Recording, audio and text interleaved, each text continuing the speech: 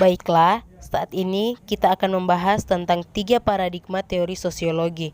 Paradigma yang pertama adalah paradigma fakta sosial. Paradigma fakta sosial adalah cara pandang yang dilakukan dengan kajian ilmu sosial melalui fakta-fakta atau realitas yang terjadi dalam kehidupan bermasyarakat. Jenis paradigma fakta sosial ini terdiri dari pokok dalam bentuknya, yaitu struktur sosial dan institusi sosial dalam masyarakat. Dalam paradigma fakta sosial ini mencakup 4 teori. Yang pertama, teori struktural fungsional. Fungsionalisme struktural yaitu sebuah sudut pandang yang luas yang mencakup dan atau termasuk ke dalam sosiologi dan juga antropologi yang berupaya menafsirkan atau mengartikan masyarakat sebagai sebuah struktur sosial dengan bagian yang saling berhubungan. Fungsionalisme menafsirkan masyarakat secara keseluruhan dalam fungsi atau guna dari elemen-elemen konstituen, terutama norma, adat, tradisi, dan institusi. Menurut Talcott Parsons, fungsionalisme struktural mendeskripsikan suatu tahap tertentu dalam perkembangan metodologis ilmu sosial bukan sebagai azab pemikiran. Yang kedua, teori konflik. Teori konflik adalah teori yang memandang bahwa perubahan sosial tidak terjadi melalui proses penyesuaian nilai-nilai yang membawa perubahan, tetapi terjadi akibat adanya konflik yang menghasilkan kompromi-kompromi yang berbeda dengan kondisi semula. Teori ini didasarkan pada pemilikan sarana-sarana produksi sebagai unsur pokok pemisahan kelas dalam masyarakat. Yang ketiga, teori sistem. Teori sistem adalah sebuah studi tentang sistem secara umum dengan tujuan mengelusidasi prinsip-prinsip yang dapat diterapkan untuk semua jenis sistem dan untuk semua jenis bidang penelitian. Penemu teori sistem umum adalah seorang ahli biologi, yaitu Van Bertalanffy. Bagi general system theory adalah suatu bidang logik mathematical field yang bertugas memformulasikan dan mendapat prinsip-prinsip umum yang dapat diterapkan untuk sistem-sistem pada umumnya. Sedangkan Anatole Rapoport mengatakan suatu kesatuan yang berfungsi sebagai satu kesatuan karena bagian-bagian yang saling tergantung dan sebuah metode yang bertujuan mengemukakan bagaimana sistem ini menyebabkan sistem yang lebih luas yang disebut sistem teori umum. Yang keempat adalah teori sosiologi makro.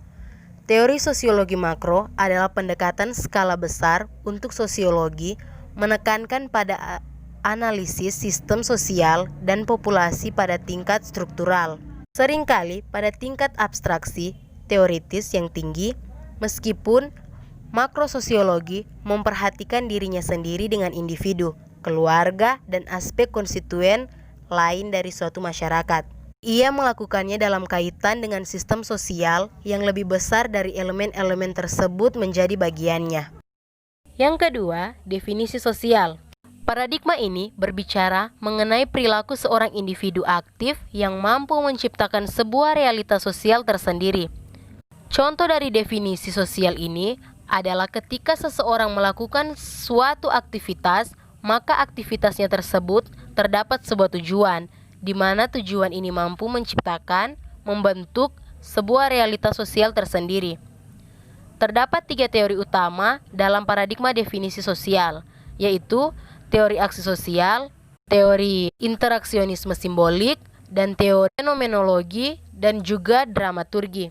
Dalam paradigma definisi sosial terdapat 3 teori. Teori pertama adalah teori tindakan.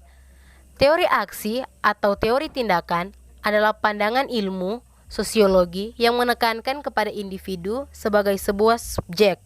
Teori aksi memandang tindakan sosial sebagai sesuatu yang secara sengaja dibentuk oleh individu dalam konteks yang telah diberinya makna.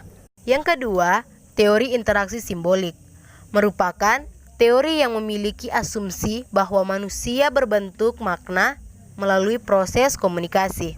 Teori interaksi simbolik berfokus pada pentingnya konsep diri dan persepsi yang dimiliki individu berdasarkan interaksi dengan individu lain.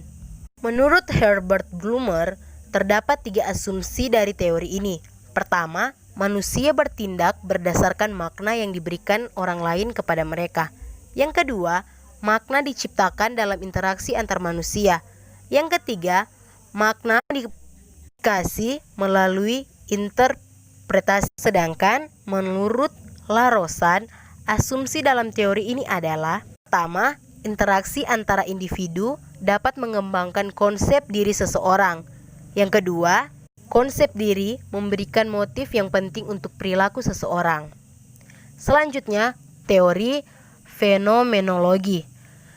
Fenomenologi adalah studi tentang fenomena atau gejala yang mencakup penampilan sesuatu atau suatu sebagaimana mereka tampil dalam pengalaman manusia atau cara manusia dalam mengalami sesuatu termasuk di bidangnya, arti dari suatu tersebut yang dimiliki oleh manusia dalam pengalamannya. Yang ketiga, paradigma perilaku sosial. Paradigma perilaku sosial merupakan paradigma ketiga yang memusatkan perhatiannya kepada hubungan manusia dengan lingkungannya. Lingkungan tersebut terdiri atas objek sosial dan objek non-sosial. Para penganut paradigma ini memusatkan perhatian kepada proses interaksi yang terjadi di sekitarnya. Dalam paradigma perilaku sosial terdapat dua teori. Teori yang pertama, teori behavioral sosiologi. Teori behavioral sosiologi dibangun dalam rangka menerapkan prinsip psikologi perilaku ke dalam sosiologi. Teori ini memusatkan perhatiannya pada tingkah laku yang terjadi dalam lingkungan aktor dengan tingkah laku aktor. Konsep dasar behavioral sosiologi yang menjadi pemahamannya adalah reinforcement yang dapat diartikan sebagai ganjaran atau reward. Kedua, teori pertukaran sosial. Teori pertukaran sosial adalah teori dalam ilmu sosial yang mengatakan bahwa dalam sebuah hubungan sosial terdapat unsur ganjaran, pengorbanan, dan keuntungan yang saling memengaruhi. Teori ini menjelaskan bagaimana manusia memandang tentang hubungan kita dengan orang lain sesuai dengan anggapan diri manusia tersebut terhadap: pertama, keseimbangan antara apa yang diberikan ke dalam hubungan dan apa yang keluar dari hubungan itu. Kedua, jenis hubungan yang dilakukan. Ketiga, kesempatan memiliki hubungan yang lebih baik dengan orang lain.